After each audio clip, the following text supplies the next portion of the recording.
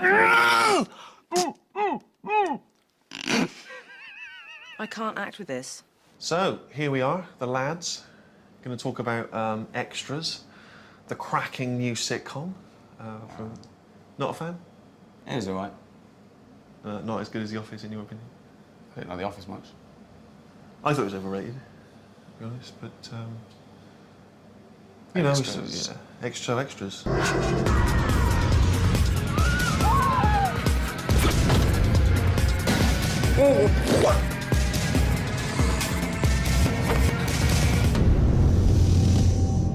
I will unleash hell. Well, it was pretty daunting prospect with people saying it's the difficult second album. But the thing about the difficult second album is, it's not the album that's difficult, it's all the people that like the first thing you did that are difficult. I think the only way you can avoid the difficult second album syndrome is to make sure your first album's not very good. Yeah.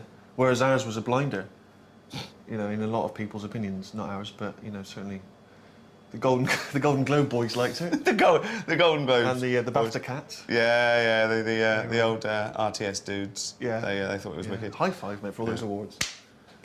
Could you see me? Yeah, definitely. Excellent. We'll get out before that fat little extra gets his face in. Yep. It was never meant to be a satire, an indictment of modern-day film and TV.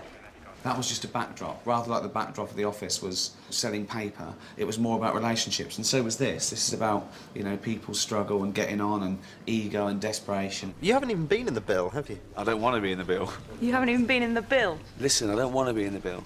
Have you ever been in Casualty? Yeah. The TV show Casualty. Oh, well, no, but... There was a couple of different ideas we were toying with, but whilst we still had a certain cachet from the Office, it seemed silly not to be able to use that. And the idea of using the stars was never like to try and be kind of really sort of in-jokey and let's pat ourselves on the back for having some showbiz mates. It was just to try and add as much realism to the world as possible. And because you already had a perception of who they were, because you thought you knew them from tabloids or whatever else, then you could play with the image they already had, and it was like a shortcut to comedy. You could get straight in, and they were sort of funny, hopefully. Well, that was the important point. We were getting them because they came with a certain amount of baggage that we could deconstruct. And, you know, you notice they all play sort of twisted versions of themselves. You are guaranteed an Oscar if you play a mentor. We had a list of people we wanted to approach who we knew were fans. Whenever sort of an A-list celebrity said in the press, oh, their favourite show is The Office, we made a mental note and we thought, oh, we'll call them one day and they can put their money where their mouth is. And we did, and they all said yes.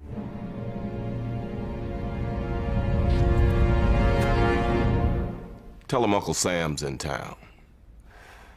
First day of filming was Sam Jackson. We had him for one day, and we actually weren't in production, so we had to start production a month early. We had to build the set, get Sam Jackson over, get all the crew and cast together for one day, do the day with Sam Jackson, and then pack it all away for a month. And it was kind of confusing because it was like a fake movie. It meant that there was a fake film crew, fake catering, fake lights, fake directors, everything. And it was quite confusing because we hadn't met our crew before, so we didn't know who was fake, who was real. I kept getting fooled by the fake catering, didn't I? Yeah, I know. You were even eating the fake donuts. The props. The fake tea. But they tasted the same. They were just, apparently they're a few days old. Although I have to say that working with the fake Ricky Gervais was an absolute joy. It was much easier to work with than the real one. Yeah. I'm looking forward to... I'm actually working on a project with him at the moment. Oh, good. So it's really good. I know you're married, but if you wanted to, you could have like a rat up a drain pipe. It was so funny. I've never seen a cast and crew just so quiet and respectful as when someone said, Mr. Jackson's on his way down from his dressing room, and he came down with his people, and everyone was silent, like a room full of 100 people, just silent, and we were really quiet and everything. We didn't know what to do, you know. And then Sam Jackson just bent down to tie up his shoelace, and it just took for about 30 seconds. Everyone was still quiet, just waiting for him to finish. And I thought I'd break the ice, and I went, I can't believe he ties his own shoelaces. And he said, I'm slumming it. People laughed. Yeah. Nervously, but they Nervously, yeah. And then it was fine. Are you happy with that? We had him for one day, which we thought was mad, which we thought was going to be so tight. And because he came along, we told him basically where to sit. He knew the words. He did it in one take. I mean, he did it in one take, but, I mean, it was perfection. Tell them Uncle Sam's in town. That's great. That's perfect. We got that. Yeah, that's And we laughed and went, oh, just do it again. We didn't know what to say. Yeah, because he is the most professional person I've ever worked with. But then, of course, I've only ever really worked with you. And that's not really any... You know, that doesn't really count. No, but I mean, but when you get two professionals, like me and Sam together... Yeah. It's... Sparks fly. It's quick. Yeah. It's quick work. That's the sort of people I'm hanging around with now. It's not just a one-off. I mean, we've known each other for ages. Let me tell you. Anyway, let's go to that I thank place him we for always this go to. opportunity, you know? I mean, it's like, he always told me that when he made it, he was going to pull me up behind him. Here I am, Thank man you. of his word. Sam Jackson. For mates, just normal mates, friends. Look at that. I know Got it all going on. Rick, are you all right, mate? Well, no, I'm carrying on. Struggling there, aren't you? Yeah, because they're falling through. I'm trying to carry all my pens and pencils around, but they keep sort of going through my fingers and It's everything. really weird you should say that, actually, because I think I might have the solution for you right What? here. Well, what about like a little sort of pencil case that... I mean, I don't know if... Will you that wanna work? Well, I mean, have a go. I don't know. No. What goes in there? Well, that seems to be working a treat. I don't know. That is perfect. Is that better perfect. for you? Well, yeah, but how much is this? About £1,000, I imagine, isn't it? No. I Just mean, a- just a few couple quid. Of, just a couple of quid. So that's brilliant value as well. Yeah, and great it solves value. the problem of. If you've got a lot of loose pens, then just pop them in there. Wow. We asked 100 people, will Les Dennis ever hang on to a bird? Our survey said... We asked 100 people, do you want to go out tonight and watch Les Dennis in Panto? Our survey said... After we'd done our one day of filming with Samuel Jackson, then we went away, and a month later we came back and we reconvened at Wimbledon Theatre, and we filmed with Les Dennis, who It's a joy, wasn't it? was an absolute pleasure. So funny. So funny. And so willing to just throw himself in, 100%. I mean, unbelievable. Yeah, the stuff we were doing, you know, about him and his life and that, and he was making things worse for himself. He was coming up with other stuff Adding that we didn't bits know in. about. Yeah. No, it was absolutely great. Apart from me having to dress up as a genie. Blimey, what a big puff! Cheeky. Now I don't like even putting on, you know, a bit of Clothes. Yeah. A wig out of the question. I hate it. A hat annoys me. Yes. Any sort of makeup. And in this genie thing, I had to have full body makeup and these awful, horrible things with that hat on. And I thought, well, at least it looked good. I looked a nice tan. I thought it looked quite. No, it looked like Judith Chalmers. It was. Whose body did you use for that? For the genie sequence? Oh, it was particularly... awful. I was moaning. The shoes were killing me. Yeah. I don't know why I do this. I actually don't know why. I hate this. I don't know why I've chosen this as my job. I hate the lights. I hate the heat. I hate filming and having to be articulate. I hate sweating. I hate looking fat on camera. Is there a job? What job can I do that's basically laying down with air conditioning? It's astronaut. Yeah. I'll do that. Actually, the good thing about the astronaut is I like weeing in the clothes you have to wear all Sure. day. Yeah. And eating through a straw. That's it. I'm going to be an astronaut. Can you help us? We're in danger. The evil Abanazar is after us. What makes you think that? We heard him say he wants to get Aladdin. Don't we all? I'm interested to know what the origin of the genie character was. Well, it's a character I had that I filmed, I think, for Meet Ricky Gervais that we didn't use. I don't know why. It was called Dirty Old Queer, and it was basically. Perhaps if people are unfamiliar with that, perhaps you'd like to do a little bit of doq right now. Give us your glasses then. Sure.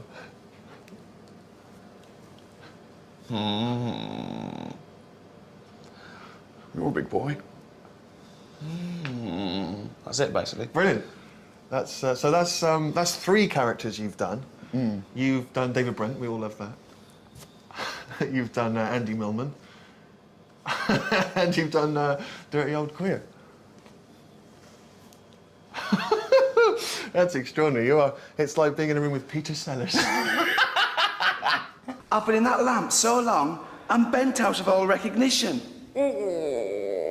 Rick, I imagine a lot of fans are wondering how you developed the character of Andy Millman, because, you know, it's such a huge break from David Brent. Yeah, a couple of things. I tried to, when I got into it, I thought, right, lose Brent, lose Brent, lose Brent, lose Brent, lose the tie. Right, yeah.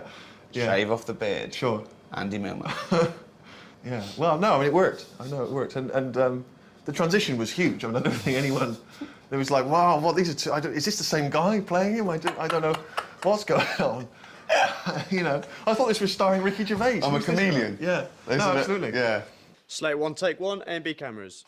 Our first day of filming down at Wimbledon, that went smoothly, and I was thinking, oh, this is a new Ricky. This is a new kind of professional, focused Ricky Gervais, because having had the experience of The Office, I was, you know, was a bit worried. And I was thinking he seems very kind of focused on it, you know, he's very centred, you know, and particularly when we're directing together, literally behind the monitors, you know, he's not in the scene, then he was, you know, he's really paying attention, it was really exciting. I can concentrate on that, though, because it's not, you know, when you're acting and directing, you're all over the place. Whereas when we're both behind the monitor, it's, you know, I've just got one thing to focus on, which well, is you why... say that, but it lasted about a day, if you recall, because our cameraman was called Martin Hawkins. That got Ricky's mind working. It's little Martin Hawkins, or the Hawk to his friends. Morning. We call him Martin Hawkins. Then for the next few hours... You were just working on bird puns. Yeah! Tell me what, he's got a feather in his cap. That was good. Was he winging that? I knew he wasn't paying attention. But you got sucked in as I well. got sucked in. Okay, reset to go again. Could you just tell the hawk he's got a feather in his cap for that one? Yeah, but we're trying to claw some time back before lunch, if we can. But just tell him it was excellent. That's the good thing about sort of laziness and unprofessionalism. It rubs off on people around you, yeah. Yeah, sooner or later. Yeah. I'll bring you down to my level. It's like cholera. Can you promise me you're going to concentrate on this take and not just be thinking of bird names?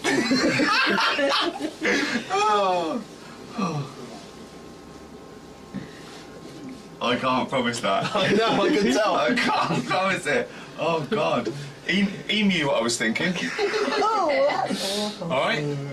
Come on. So... I also noticed, apart from he had a funny name, Hawk, which I think he liked towards the end, the nickname the Hawk, he also looked like Wolfie Smith's mate in Citizen Smith, didn't he? It is uncanny. It looks just like him, yeah. Right, that's Kate Winslet there, off Titanic. Hi. I remember panicking leading up to film with Kate Winslet because there's a line in the show that she's been nominated 4 times and never won an Oscar. And she was up for an Oscar, wasn't she? About a few weeks before the show, we were going to film with her. And we were going, I hope she doesn't win one. Yeah, I was actually watching it going, please don't give Kate Winslet an Oscar. That'll ruin the line. One joke. Yeah, in the script. That we could change in 30 seconds. But luckily, Rick, she wasn't the best actress that year, and she didn't get the Oscar.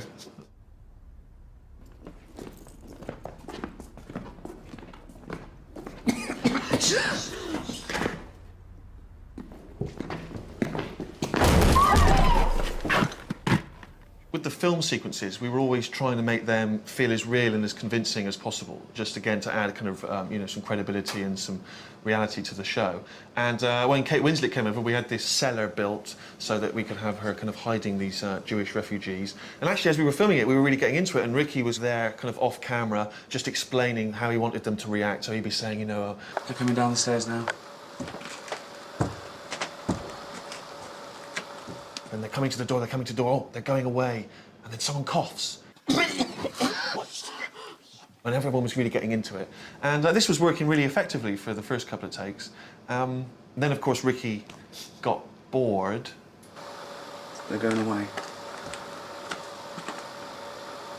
This time, someone farts. Hey, back to the job.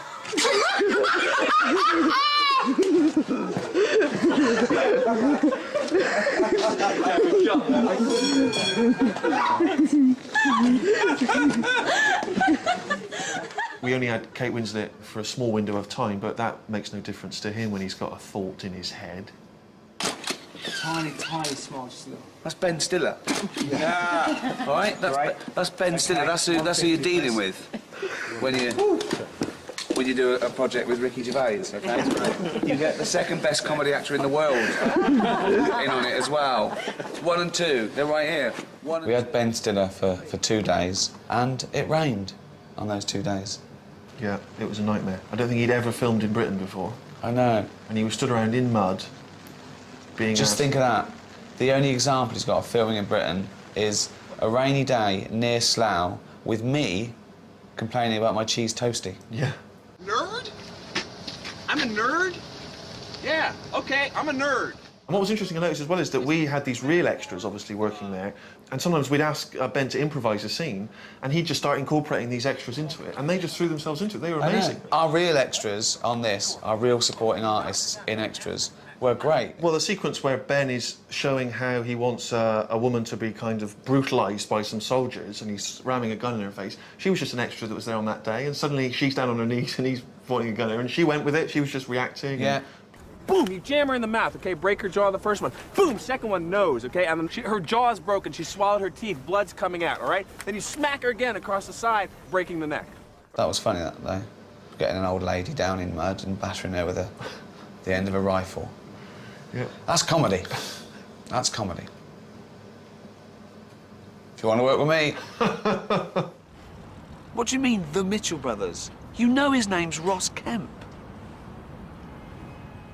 Inevitably, the focus of the press when the show came out was on the kind of guest appearances by the stars, but for us, the kind of key relationship and the key dynamic was between Andy and Maggie. What bit's confusing you? The brothers. In a sense, we wanted quite a traditional sort of double act there. Yeah, it's quite Laurel and Hardy. It's that sort of blind leading the blind type thing where she's even more sort of useless and stupid than me. Is that confusing you too? Do you think we've landed in the future? Show your face. You want that feeling that they're okay because, you know, at least they've got someone to talk to, really. Yeah, at least they've got each other. I'm not wearing anything. You? We spent ages casting to try and find someone. We wanted to find someone who was fairly new, a fairly new face, but they had to come straight in and play loads of scenes, you know, opposite Ricky. I'm not wearing anything. No? You're not wearing anything? Oh, hey, both of us are not wearing anything. I imagine it was quite daunting for her to come in and act with Hollywood A-listers and, you know... Also, the way we work, we throw things at people, don't we, quite a lot, and we change our minds and we don't literally throw things at them. No. Not tennis balls or... No. But there was one scene we had to do where she was cleaning up her flat in episode 6, and we said, OK, just clean up. And after about 5 minutes, we all sneaked away.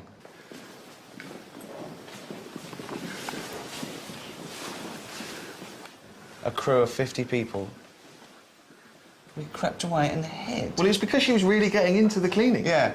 We just left the cameras on and she just went on, and she basically cleaned the whole flat. And there's 50 grown-ups hiding and giggling.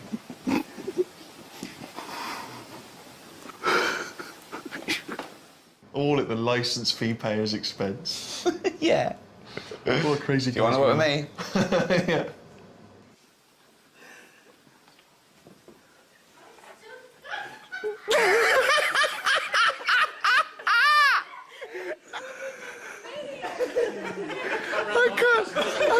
I can't believe how long you went on. I was getting quite into it. I know, that's what we thought. That's why we all left the building. Cooper's a terrible state. Rick, what's happening, mate? You look like you're having a nightmare there. What have you got there? I've got all the press cuttings for the show that I'm trying to... Well, but you're not going to go out in the windy weather with them, are you? Yeah, I'm going right now, and it's Well, really they're gonna windy. go everywhere, I know, but what can I do about it? I've got to Well, carry it's them, funny, haven't I? it's funny you should mention that, actually, because I don't know if you've seen these. It's a ring binder. All right. So, you know, all you'd need is to just hole punch them, mate, and you could, you know, use that kind of handy section and just slip them in there. And That is excellent. What is that's just... Is that available to buy then? That's available to buy. I mean, again, you're probably wondering, is that like thousands of pounds? But again, it's £1,000? just a couple of quid. What, just you get a picture and you get the thing and you get the ring binder and you get the word The Office? Yeah. Just for a few quid? Yeah. That's brilliant. Amazing, isn't it? And that, you know, I'm sure that would go really well. Like, students would love that, I imagine. You know, or people that work in offices. So, extraordinary value. Brilliant. Right. Thanks. Off you go, mate. See you later. Oh, where did I put this on? That's going to show up the sweat, isn't it? Oh, no, it's so warm. What, a T-shirt? I mean, unless you sit there naked, I don't know how much cooler you could get. You're wearing a T-shirt, and I suspect no pants, if I know you. We're in an air-conditioned room. Oh, God. We're not, though, are we? Turned it off, haven't they? Have they? OK. All right. Sweet. Sweet? Since when do you say sweet? Oh, sweets. I thought you meant like sweet as in bitching. No, I just noticed some sweets and had to say it out loud. Like a child. Do you want one? No, not yet. Have a sweet if you want a sweet. No. But I don't want you looking at the sweets and thinking, oh, I wish I could have a sweet. I'm not.